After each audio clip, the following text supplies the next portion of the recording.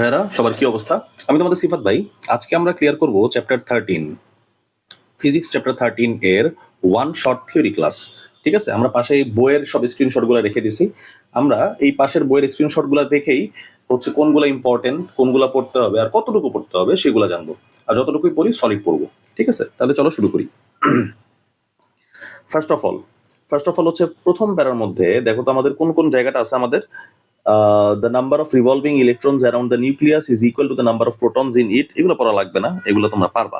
ঠিক আছে, এখন আমার যেগুলো দেখা লাগবে সেই পার্টটা হইতেছে, দেখো তো, the mass of the electron is 1080 times less than that of proton or neutron. এটা আমাদের অবজেক্টিভ অনেক বেশি পরিমাণ আসে। ঠিক আছে, এটা আমাদের জানা লাগবে।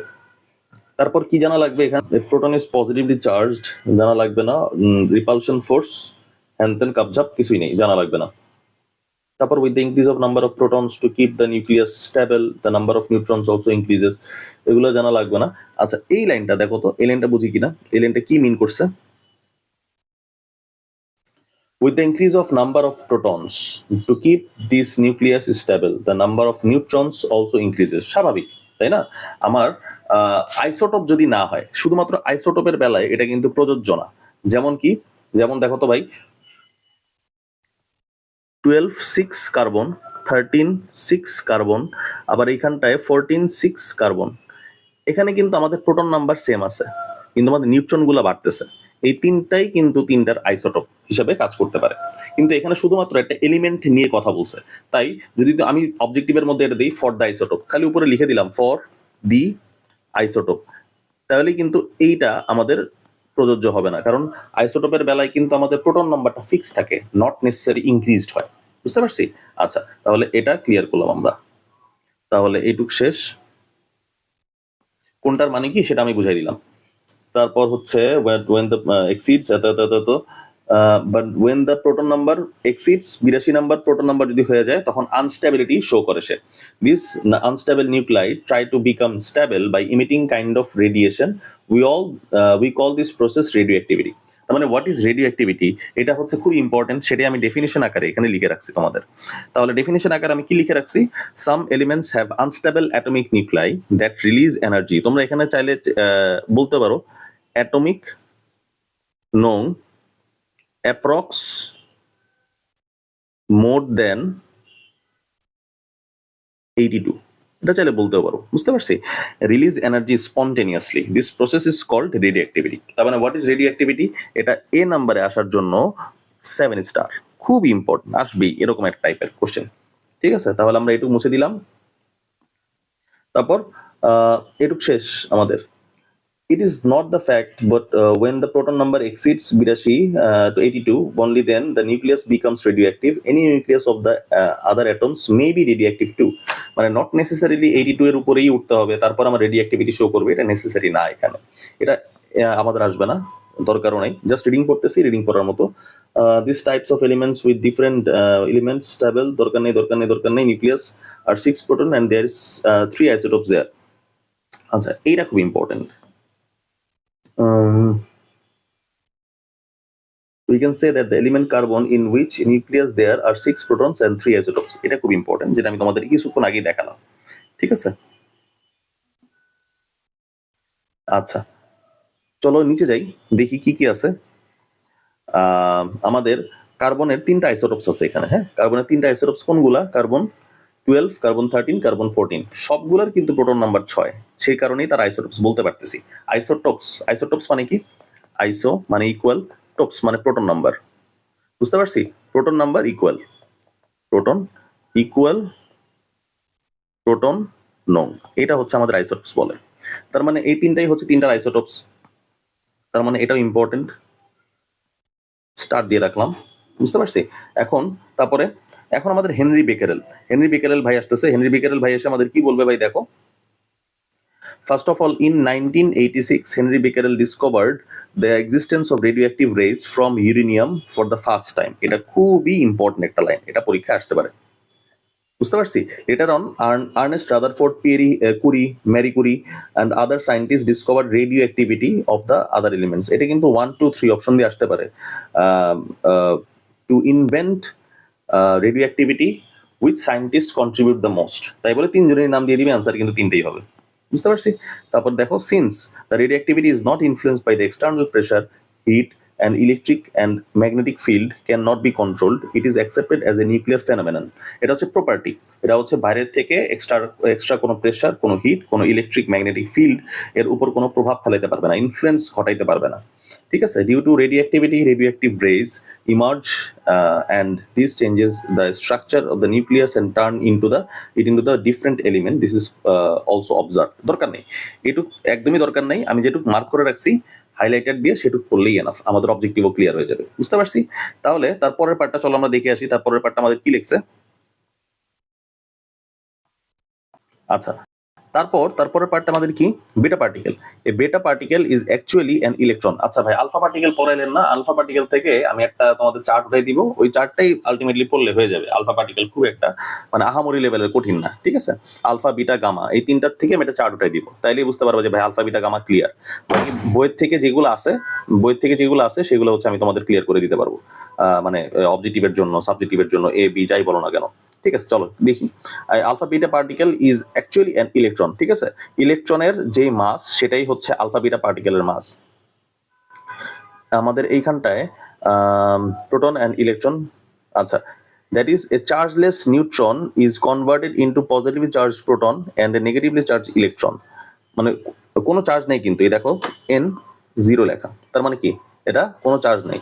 একটা প্রোটন আছে, আরেকটা হচ্ছে আমাদের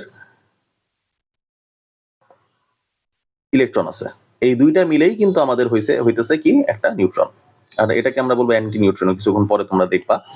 so the total amount of charge remains unchange in the right side of the equation, it is antiparticle of a neutrino bracket antineutrino, a mysterious particle of the world of the physics which is chargeless and its mass is very small. বুঝতে পারছি? তার মানে আমাদের এখন কাজ হচ্ছে এই ইলেকট্রনটাকে নিয়ে, নট নেসেসারি অ্যান্টি নিউট্রিনো, নতুন শব্দ শিখছো কিন্তু এটা নিয়ে কিন্তু এখন কোনো কাজ নেই, অ্যান্টি নিউট্রিনো। আচ্ছা, তারপর since a beta particle is negatively charge electron it can influence by electric and magnetic field, এটা ইম্পর্টেন্ট, এটা অবজেক্টিভে আসতে পারে। বুঝতে পারছি? When it passes through the matter, it can ionize the molecules. Since the size of the beta Hansen kabjab millimeter thick, it possibly stop normal beta particle by a few millimeter thick. এটাও important, এই কয়েকটা line আমাদের খুব important. হ্যাঁ, এটা হচ্ছে penetration ক্ষমতা lower না। পেনিট্রেশন মানে হইতেছে আমাদের যে কোনো একটা জায়গায়, ধরো এরকম একটা শীট বা পেপার আছে, এই শীট বা পেপারের জায়গার ভিতরে, যে কোনো একটা জায়গার ভিতরে আমার ইজিলি বিটা পার্টিকেলটা মানে ঢুকতে পারবে। হ্যাঁ, কিন্তু যদি শীটটা একটু থিক হয়, মিলিমিটার না সেন্টিমিটার হয়ে যায়, তখন আর কি সেটা আর পসিবল না পেনিট্রেট করা। বুঝতে পারছি? তারপরে কি এখানে কি দেওয়া আছে, radioactive converted into N14 due to the beta radiation. Beta রেডিয়েশনের বেলায় কি হয়, কার্বন 14 এটা কনভার্ট হয়ে যায় কি নাইট্রোজেন 14 এর বেলায়। বুঝতে পারছি? তাহলে এইটাও আমাদের খুব ইম্পর্টেন্ট, এটা ডাবল স্টার দিয়ে রাখলাম আমাদের এই ইকুয়েশনটা। আমাদের C14, C14, আচ্ছা এটা এইভাবে না লিখে C14 এটা এখান থেকে না লিখে N14 লিখলাম, প্লাস ইলেকট্রন লিখলাম, প্লাস অ্যান্টি নিউট্রিনো লিখলাম। This is because the mass of neutron is more than that of proton. In the process, the number of protons decrease by 1 and hence Hansen kabjab এরই description লেখা থাকবে, এই description চাইলে তোমরা পড়তে পারো, নাও পড়তে পারো। এখান থেকে কোনো অবজেক্টিভ সাধারণত আসে না। হ্যাঁ, দরকার নেই। আচ্ছা, গামারের বেলায় কি, গামারের বেলায় হইতেছে দেখো ইম্পর্টেন্ট কোথায় কোথায় আছে, এই গামারে is actually an energetic electromagnetic wave. ঠিক আছে, it has no charge but as it is strong, its wavelength is very low, its frequency is very high. এই দুইটা লাইন তোমার পড়াই লাগবে, খুব ইম্পর্টেন্ট। ঠিক আছে, যদি পড়ো তাহলে এই পর্যন্তই শেষ। তারপরে হচ্ছে আমি চারটা এখন মেনশন করে দিচ্ছি এখানে।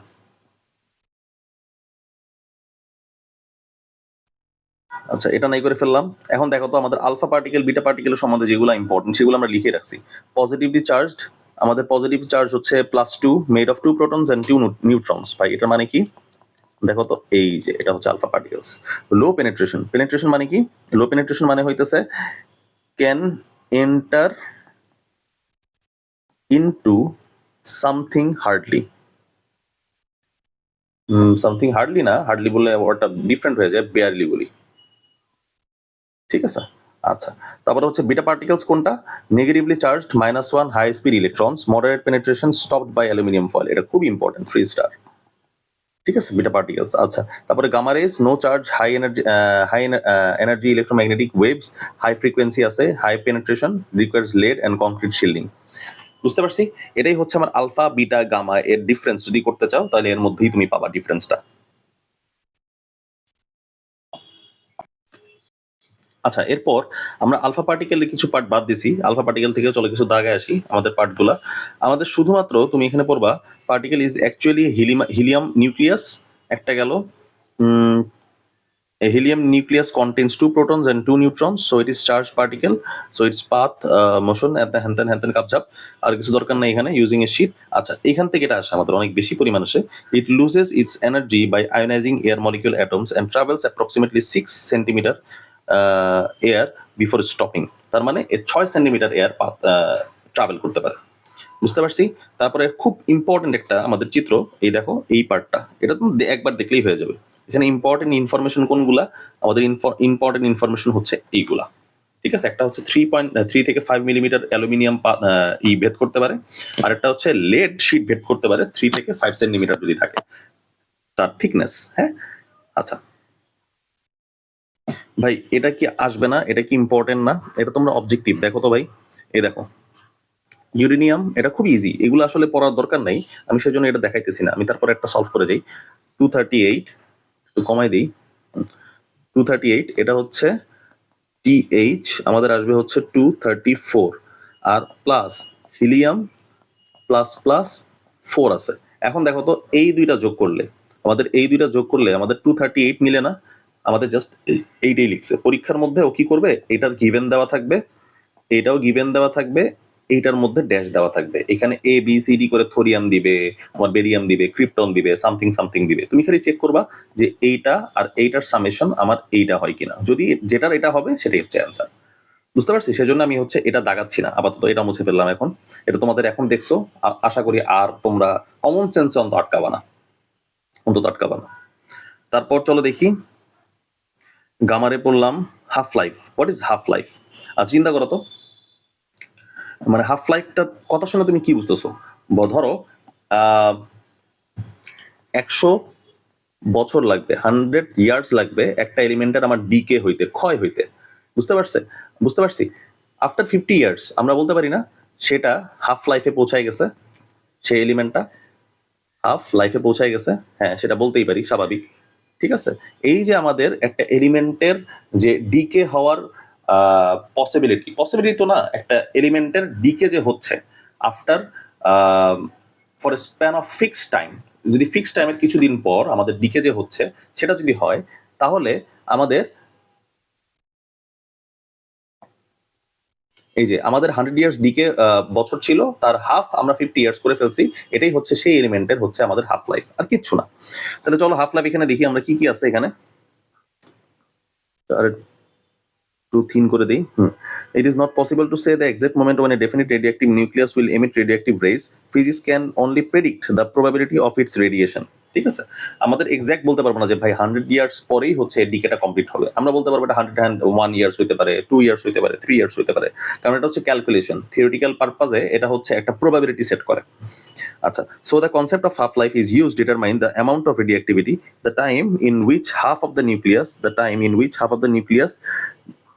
disintegrates or radiates is known as half-life. এটা হচ্ছে আমাদের half-life এর definition.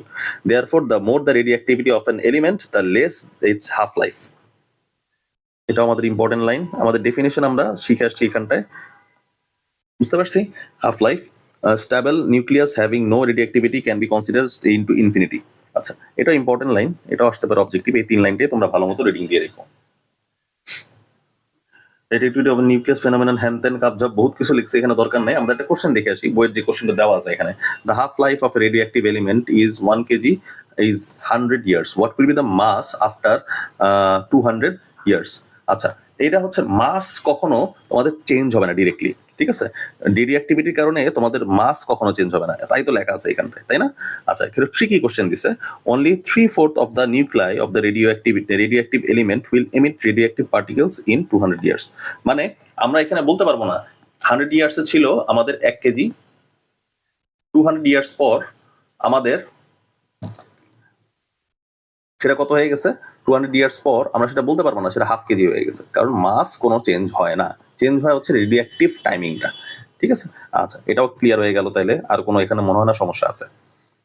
তাহলে চলো, আচ্ছা এখানে রেডিওঅ্যাক্টিভিটির ইউজেস গুলো বলছে, রেডিওঅ্যাক্টিভিটির ইউজেস খুবই ইজি।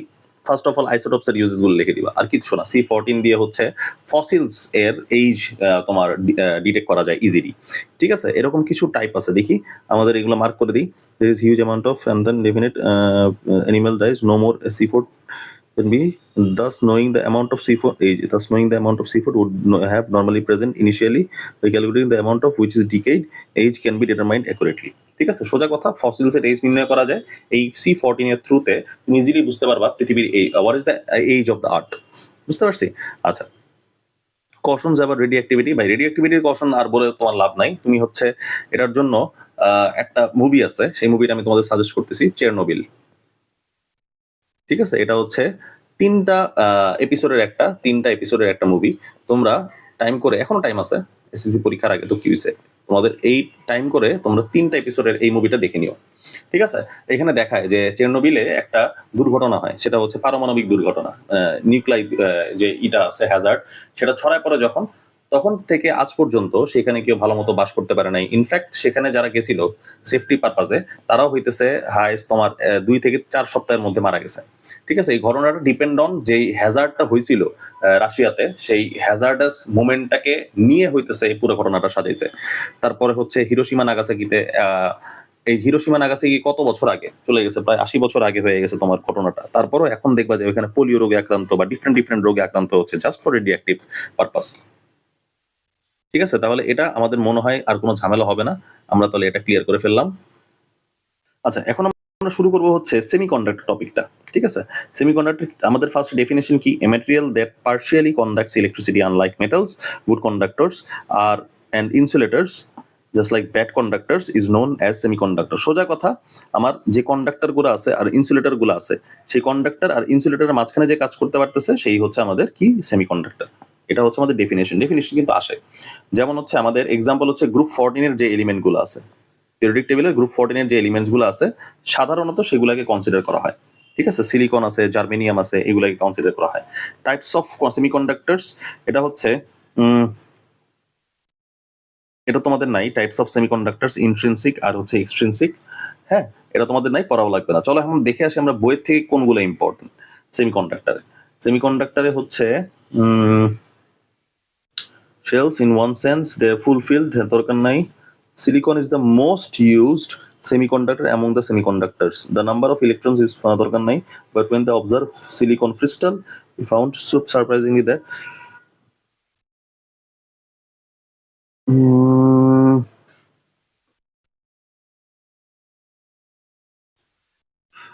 আচ্ছা, এখানে এটা important, with the increase of temperature 1 or 2 electrons may become free.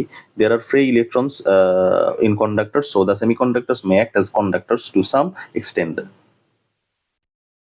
ঠিক আছে, এটা ফর সিকিউ এর জন্য লাগবে আমাদের, অবজেক্টিভে আসবে না। হ্যাঁ, তারপর এখানে নাই।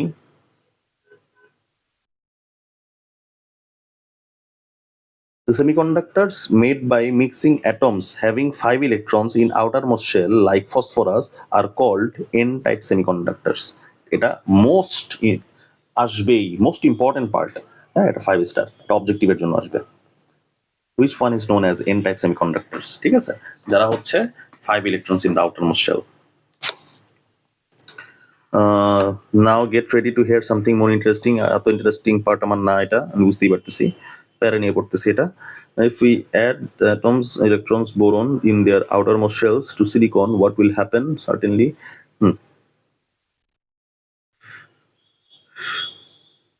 Please.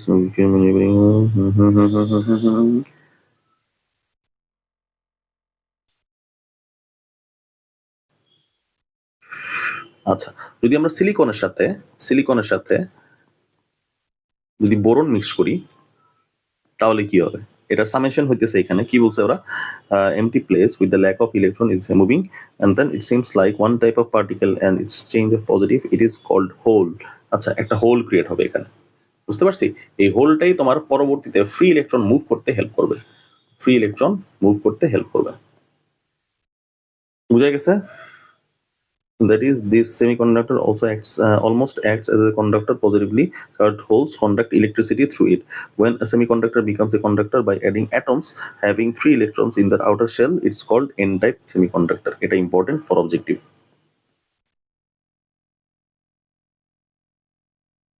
ঠিক আছে, আর দরকার নেই।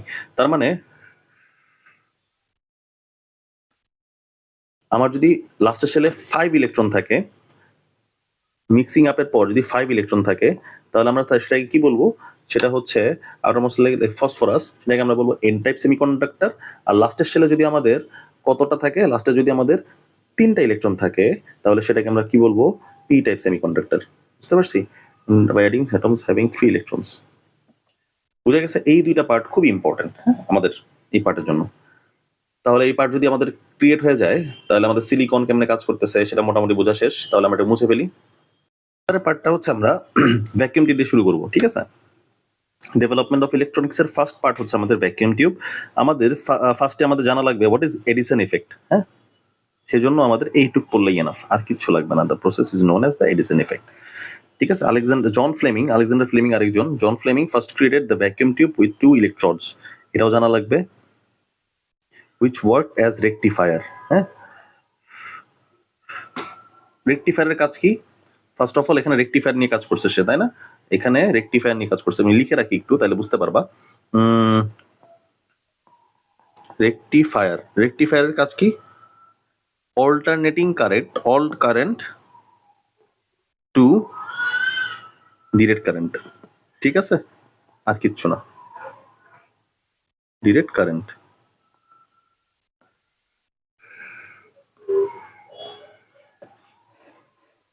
তারপর হচ্ছে vacuum tube is considered as the electronics. At the time exchange of information was started, radio waves, Marconi needed such type of vacuum tube to control radio waves. আচ্ছা, মার্কনি হচ্ছে তোমাদের আসবে হচ্ছে আবার রেডিওর মধ্যে চলে আসবে সে। Defrost invented another vacuum tube by adding third electrode which is known by a name with triode. আচ্ছা, হ্যাঁ, এটা ইম্পর্টেন্ট। What is triode?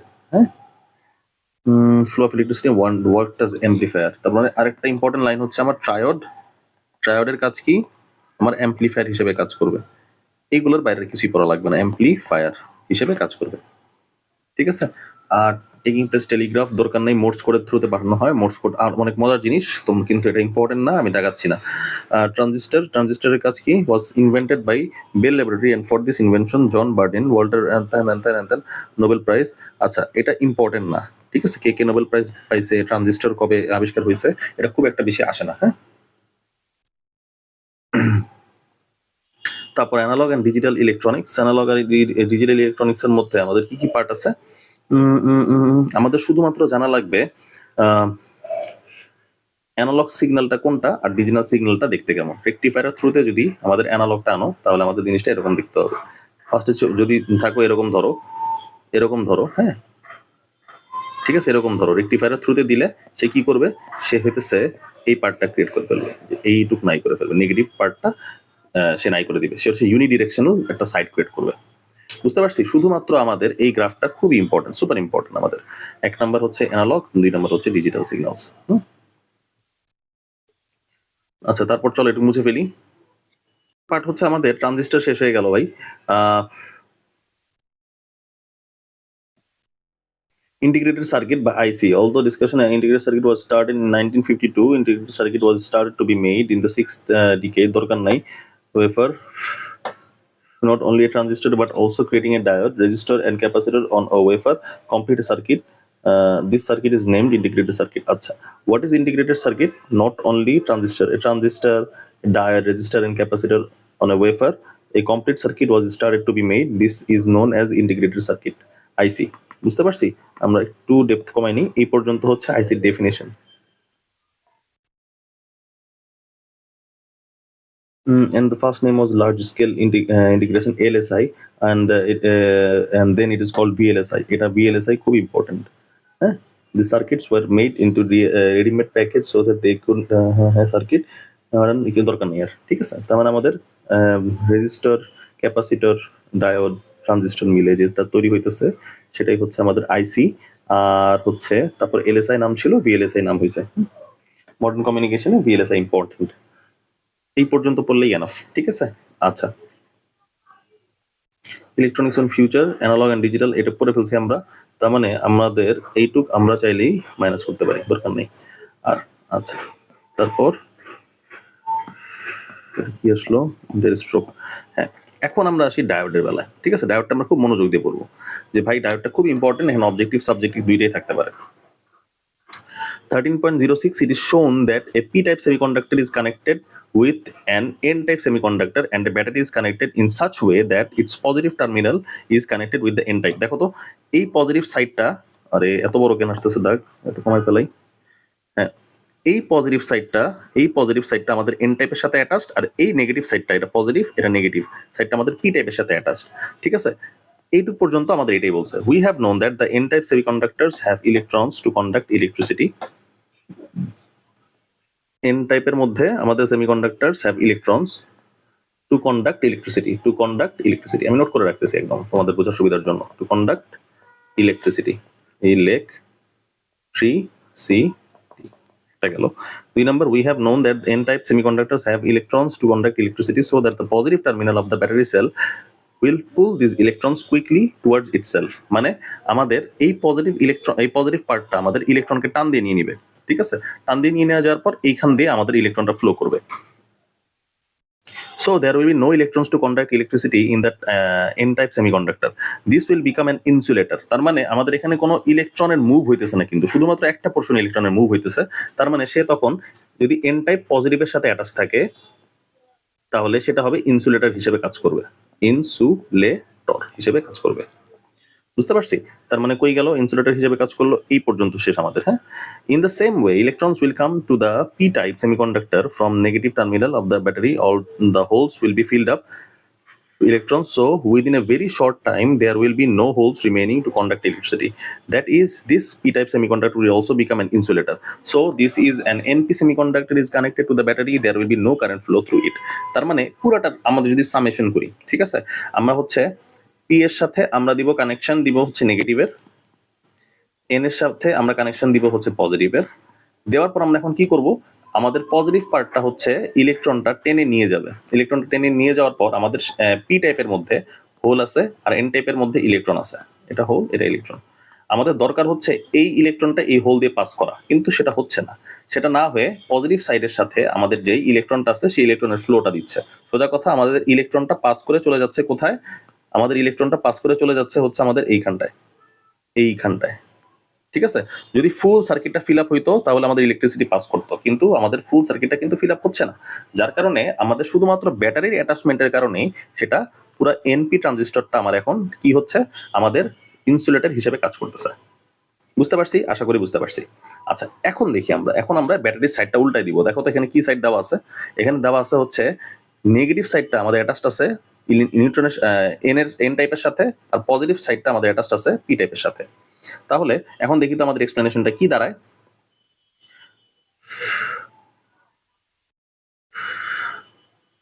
আচ্ছা, the positive terminal of the battery will pull the electrons from the p-type semiconductors, will pull the electrons from the p-type semiconductor and new holes will be created। আচ্ছা, এটা হচ্ছে এখানে আরো whole create করে ফেলবে। সোজা কথা, আরো হোল ক্রিয়েট করবে কেমনে, এখানে যে ইলেকট্রনগুলো আছে সেই ইলেকট্রনগুলো হচ্ছে পজিটিভ সাইড টান দিয়ে নিয়ে নিবে। যদি আরো হোল ক্রিয়েট হয় তার মানে সে এখানে মানে আমন্ত্রণ জানাইতেছে, ইনভাইটেশন জানাইতেছে ইলেকট্রনকে যে ভাই আসো, এখান দিয়ে আমার হোল যে ইটগুলো আছে, যে এমটি জায়গাগুলো আছে সেই এমটি জায়গাগুলো হচ্ছে ইলেকট্রন দ্বারা ফুলফিল করবে। যদি এমটি জায়গাগুলো ইলেকট্রন দ্বারা ফুলফিল করে তার মানে কি ভাই, সোজা কথা ভাই, এমটি জায়গাগুলো ইলেকট্রন দ্বারা ফুলফিল করতেছে, তার মানে হইতেছে ফ্লো অফ ইলেকট্রিসিটি বাড়তেছে। ফার্স্টে কি করলো, আমাদের পজিটিভ টার্মিনালের সাথে আমাদের পি টাইপ যোগ করলাম, নেগেটিভ টার্মিনালের সাথে আমরা এন টাইপ যোগ করলাম। ঠিক আছে, যোগ করার পর কি হলো, পি টাইপের মধ্যে থেকে আমাদের হোল আর এন টাইপের মধ্যে থেকে আমাদের কি ইলেকট্রন, সরি এন টাইপের মধ্যে থেকে আমাদের ইলেকট্রন। ঠিক আছে, আচ্ছা এখন এখন কি করবে, এখন করবে হইতেছে পজিটিভ সাইডটা পি টাইপের থেকে ইলেকট্রন টান দিয়ে নিয়ে যাবে, পুল করবে, ইলেকট্রন পুল করবে। ইলেকট্রন পুল করার ফলে আমাদের মোর empty space or hole will be generated, hole will be generated। ঠিক আছে, যখন আরো এমটি স্পেস বা হোলস ক্রিয়েট হয়ে গেল তখন সেটা হচ্ছে কি করবে, ইলেকট্রনটা সেই জায়গাটায় আরো ইজিলি ইলেকট্রনটা মুভ করতে সাহায্য করবে। চলো চলো দেখি, if someone looks at the wires of the battery then there we see the electrons travel from negative হ্যান্থেন flowing through the junction amazingly the semiconductor device conducted by p type and n type semiconductors is called diode। এই যে তার মানে সেটা কি হয়ে গেল, diode হয়ে গেল। Diode is such electronic device where current flows in one type of connection of battery but no current flows in the reverse connection. ঠিক আছে, তার মানে ডায়োড কি সেটা খুবই ইম্পর্টেন্ট, আমাদের অবজেক্টিভ আসতে পারে, সাবজেক্টিভের এ নাম্বারে আসবেই, এটা এতেও আসবে, এটা অবজেক্টিভে আসবে। হোয়াট ইজ ডায়োড, হ্যাঁ হোয়াট ইজ ডায়োড দিয়ে আমাদের দিবেই যে electronic device where unidirectional current flow is occurs. ঠিক আছে, ইউনিডিরেকশনাল কারেন্ট ফ্লো মানে হচ্ছে ডিরেকশনটা যখন একটা সেম থাকে, স্পেসিফাইড থাকে। তাহলে এটা গেল আমাদের ফুল ডায়োডের স্পেসিফিকেশন, বুঝতে পারছি। তাহলে আমাদের শুধুমাত্র ব্যাটারির মানে অ্যাটাচমেন্ট দিয়ে আমরা ইজিলি জাজ করতে পারি সেটা ডায়োড হিসেবে কাজ করতেছে না ইনসুলেটর হিসেবে কাজ করতেছে। এটা ফুল পার্ট কিন্তু আমাদের ইনসুলেটর হিসেবে কাজ করতেছে, এটা ইনসুলেটর, INSULATOR, ইনসুলেটর হিসেবে কাজ করতেছে, বুঝতে পারছি। আর এটা হচ্ছে আমাদের ডায়োড হিসেবে কাজ করতেছে, ডায়োড হিসেবে কাজ করতেছে। আচ্ছা চলো, ডায়োড সম্বন্ধে আমরা কি কি জানলাম এখন একবারে আমরা দেখে আসি এটা। First of all, definition: a semiconductor device that allows electricity to flow in one direction or unidirection only. Structure made of p-n junction, p-type and n-type materials. Uses rectifier হিসেবে কাজ করতে পারবে সে, converts AC to DC, alternating current to direct current। তারপর হচ্ছে voltage regulation হিসেবে কাজ করতে পারে, maintain steady voltage in circuits and LED, light emitting diode হিসেবে কাজ করতে পারে। এই তিনটা হচ্ছে আমাদের খুব ইম্পর্টেন্ট, অবজেক্টিভে 1 2 3 করে আসতে পারে, বুঝতে পারছি। তাহলে এটাও গেল আমাদের, ডায়োডও ক্লিয়ার। ঠিক আছে, তারপর এবার চলো যাই। তাহলে মোস্ট অফ দ্য টাইম আমাদের একটা পিকচার আসে, ঠিক আছে, ওই গেল এই যে converts AC current two DC. ঠিক আছে, এইখানটায় আমাদের একটা চিত্র আসে, সেই পিকচারটা আসে এইভাবে যে আমাদের এরকম একটা পিকচার দেয়, এটা হচ্ছে অল্টারনেটিং কারেন্ট। এইটা তুমি যদি ডায়োড অ্যাপ্লাই করো, যে ডায়োড অ্যাপ্লাই করলা, ডায়োডকে এইভাবে হচ্ছে পিকচারাইজ করা হয়। ভোল্টেজ মিটার দিলাম, গ্রাউন্ড করলাম, তারপর হচ্ছে রেজিস্ট্যান্স দিলাম, ডায়োড দিয়ে অ্যাটাচ করলাম। তাহলে আমি রেজাল্টটা পাবো কি জানো, রেজাল্টটা পাবো হচ্ছে আমাদের, বুঝে বললাম ইউনিডিরেকশন মানে হচ্ছে আমাদের শুধুমাত্র এরকম দিবে, বুঝতে পারছি। সোজা ভাষায় আরো যদি ইজিলি বলতে চাই আমি, তাহলে আমাদের নেগেটিভ পার্টের যেই সেকশনটা আছে সেটা পুরোপুরি অনাই করে দিবে, শেষ, আর কিচ্ছু না, বুঝতে পারছি। এই যে ইউনিডিরেকশনাল অথবা আমাদের ওয়ান ডিরেকশন প্লে করে ফেললো কিন্তু রোল। ঠিক আছে, এটা অবজেক্টিভে এই পিকচারটা আমাদের খুবই বেশি আসে। তাহলে এটাও ক্লিয়ার হয়ে গেল আমাদের, আল্লাহর রহমতে আর সমস্যা নাই। চলো তারপর এটা দেখি আমাদের ট্রানজিস্টর। ট্রানজিস্টর কি বলছে, a semiconductor device that use to amplify to switch electronic signals. এটা কি থাকে, এটা হচ্ছে এনপিএন ট্রানজিস্টর থাকে, more common used in amplifier switches. আচ্ছা, পিএনপি ট্রানজিস্টর থাকে যেটা work similarly but with opposite charge flow. Uses amplifier হিসেবে কাজ করে, সুইচ হিসেবে কাজ করতে পারে। ঠিক আছে, transistor N P N P N P হিসেবে কাজ করতে পারে। এটা হচ্ছে আমাদের ট্রানজিস্টর।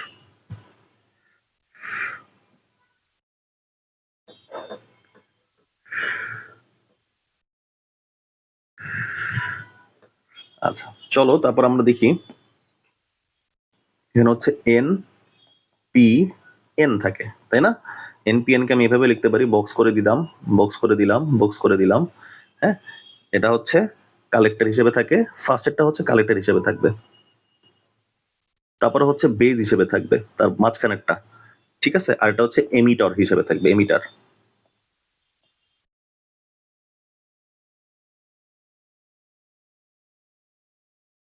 এমিটার, বুঝতে পারছি। এটা কি অনেক সময় এভাবে দেখায়,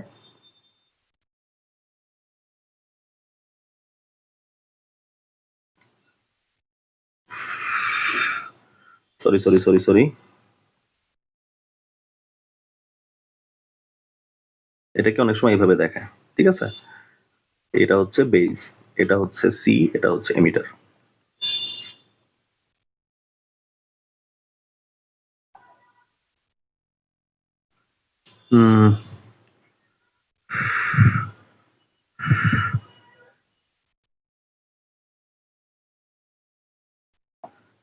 আচ্ছা, what is IC? A tiny electronic circuit containing transistor, diodes, resistors and capacitors on a silicon chip is known as IC. এর বাইরে টাইপস আসে না, খুব একটা আসে না, টাইপস আসবেই না। তারপর হচ্ছে ফাউন্ড ইন মোবাইল ফোনস, দরকার নেই। অ্যানালগ ডিজিটাল এটা পরে আসছি আমি, অ্যানালগ ডিজিটাল হচ্ছে সার্কিট কোনটা কোনটা সেটা দেখে আসছি। তারপরে আসি আমরা হচ্ছে microphone. Microphone a device that convert sound waves into electrical signals. হ্যাঁ, এটা হচ্ছে আমাদের মাইক্রোফোন। ওয়ার্কিং প্রিন্সিপাল কি করে? Sound waves hit the microphone diaphragm, ঠিক আছে? Vibrations create electrical signals, signals are amplified into transmitted. এর তিনটা ওয়ার্ড বা এর সেন্টেন্সের বাইরে তোমাদের কিচ্ছু লেখা লাগবে না, বুঝতে পারছি? আচ্ছা, ডায়াফ্রাম কোনটা? এ থিন মেটাল প্লেট। যদি তোমার ওয়ার্কিং প্রিন্সিপাল আসে এই তিনটার বাইরে আর স্যার খুঁজবে না।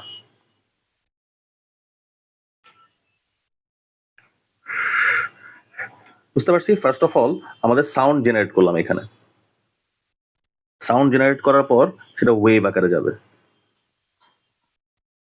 ঠিক আছে? ওয়েভ আকারে যাবে। আর এইখানটায় আমাদের ম্যাগনেটিক ফিল্ড থাকবে, ম্যাগনেটিক ফিল্ড থাকবে।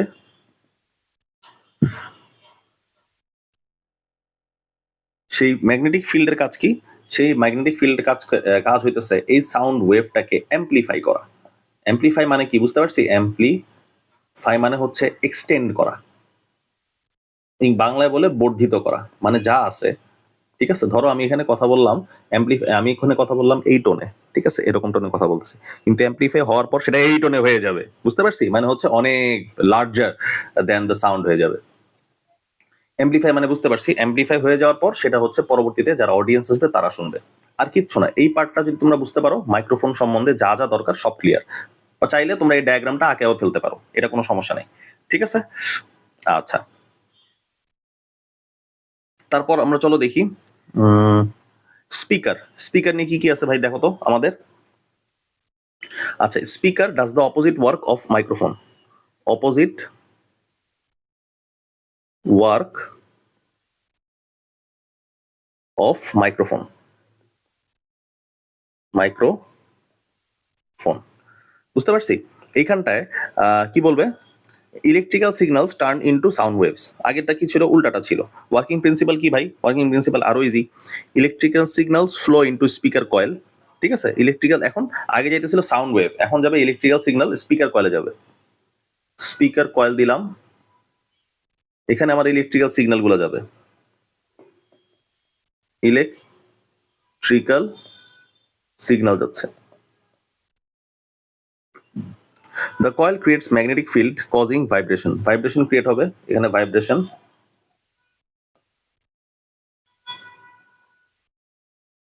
তারপরে vibration generate the sound waves, আর কিচ্ছু না, সাউন্ড ওয়েভস জেনারেট করবে, সাউন্ড ওয়েভস। এই পার্টটা যদি মনে রাখতে পারো তাহলে আমাদের স্পিকারের পার্ট শেষ ভাই। তাহলে আমাদের মাইক্রোফোনের কাজটা কি ছিল? মাইক্রোফোনে এইখানে ছিল সাউন্ড, কিন্তু দেখো আমি এখানে কি লিখছি? এখানে ইলেকট্রিক্যাল সিগন্যাল, পার্থক্য এটি, আর কিচ্ছু না। আচ্ছা, দরকার নাই, ইউজেস গুলো দরকার নাই। রেডিওর পার্টটা কি ভাই? চলো দেখি রেডিওর পার্টটা কি। Contains an antenna, tuner, amplifier and speaker. Working principle, আচ্ছা, ওয়ার্কিং প্রিন্সিপাল হচ্ছে অ্যান্টেনা রিসিভস রেডিও ওয়েভস। আমাদের যে বিগ অ্যান্টেনা আছে সেটা হচ্ছে রেডিও ওয়েভস রিসিভ করবে। Tuner collects desired frequency, frequency collect করলো radio waves antenna. Amplifier boost the weak signal, amplifier boost করবে। Speaker convert the signal into sound. শেষ, আর কিচ্ছু নাই। তোমাদের যদি বলে হাউ রেডিও ওয়ার্কস, তাহলে তোমরা এই চারটা পয়েন্ট লিখে দিবা। এই চারটা পয়েন্টের একটু হচ্ছে মানে অ্যাক্টিভকে প্যাসিভ করো, প্যাসিভকে অ্যাক্টিভ করো, একটু ঘুরায় পেঁচায় অ্যাড করো। তাছাড়া এগুলো আসলে মনে রাখা খুবই একটা হেক্টিক জিনিস, বুঝতে পারছি? যেমন হচ্ছে অডিবল রেঞ্জের মধ্যে আমাদের রেডিওটা ক্লিয়ার করবে। অডিবল রেঞ্জ কোনটা? 10-20 হার্টস টু 20,000 হার্টস, এটার মধ্যে আমাদের ওয়েভ সিগন্যালটাও নিয়ে আসবে যাতে আমরা ইজিলি শুনতে পারি, তাই না? আর বেশি কিছু না। আচ্ছা, এখানে হাই ফ্রিকোয়েন্সি ওয়েভস যেগুলো আছে সেটাকে আমরা ক্যারিয়ার ওয়েভস বলবো। এটা জেনে রাখা উচিত। হাই ফ্রেক যেটা আছে, high freq waves are called carrier waves. Carrier waves, বুঝতে পারছি? আচ্ছা, তারপর টেলিভিশন, টিভি, অ্যান্টেনা, এটা হচ্ছে 8 GB লাইট ইউজ করা হয়, 8 GB, রেড, গ্রিন আর ব্লু। আর antenna receives audio visual signals আর processed into image and sound, display screen shows visuals and speaker sound, output sound. এর বাইরে কিছুই না, ঠিক আছে?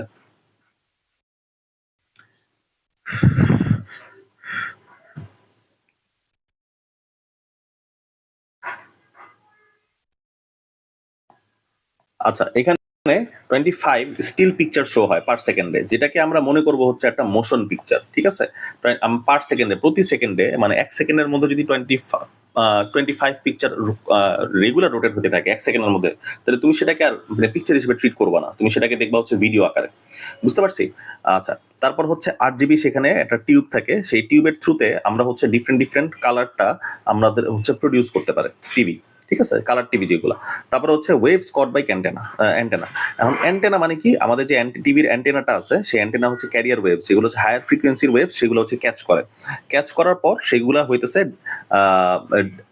হইতেছে আমাদের সাউন্ড ওয়েভসে কনভার্ট করে। তার কারণেই হইতেছে কি, আমরা স্টিল পিকচারের সাথে হচ্ছে সাউন্ড শুনতে পারি, আর কিচ্ছু না। এখানে আরো অনেক জিনিস আছে, যেমন হচ্ছে প্রোটন গান আছে, ক্যাথোড রে আছে, এখানে আরো আছে হচ্ছে ক্যাথোড রে। এগুলো জাস্ট জানো যে টেলিভিশনের মধ্যে আছে, ডেসক্রিপশনে লেখার দরকার নেই। ইলেকট্রন গান আছে এখানে, ঠিক আছে? এই ইলেকট্রন গান আছে, এইগুলো জাস্ট জেনে রাখো, এটা টেলিভিশনের একটা পার্ট, আর কিছু না।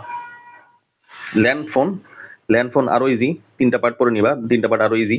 এখানে মোবাইল ফোন, সেখানেও এটাও ইজি, খুব একটা আহামরি লেভেলে আসে না মোবাইল ফোনটা।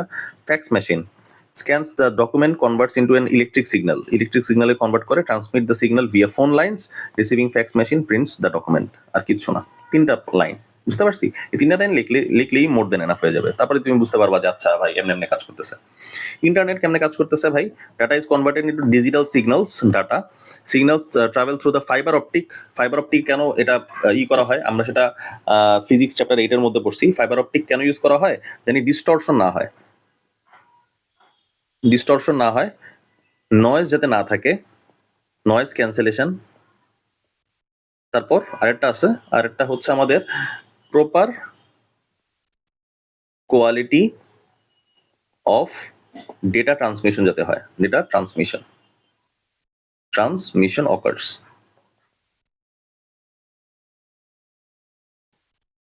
Data is received and displayed on the other device. শেষ, এর বাইরে কিচ্ছু না। হ্যাঁ, এটা 1 number point, 2 number point, 3 number point. Electronic mail definition হচ্ছে আমাদের কি, digital messaging system use to send then receive message instantly over the internet. Definition বললাম।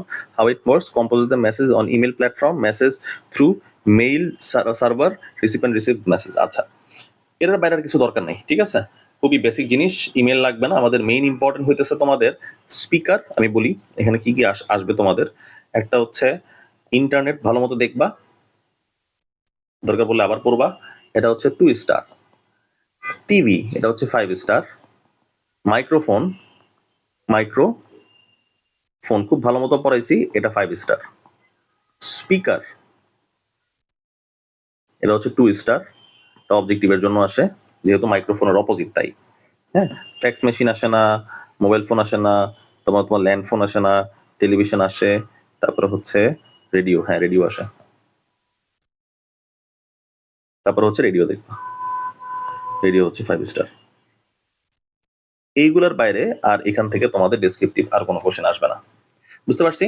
তাহলে আজকে ভাইয়ার এই পর্যন্তই। অনেক কোশ্চেন আমরা সলভ করালাম, খুব ভালো মতো আমি চেষ্টা করছি এই জিনিসটা ক্লিয়ার করতে, আশা করি তোমরা বুঝতে পারছো। তাই ভাই ভালো মতো প্রিপারেশন নিবা, ভালো মতো ভিডিওটা দেখবা, তাহলেই আল্লাহর রহমতে এই চ্যাপ্টারে আর কোনো সমস্যা থাকবে না। আজকে আপাতত এই পর্যন্তই ভাইয়ারা, আল্লাহ হাফেজ।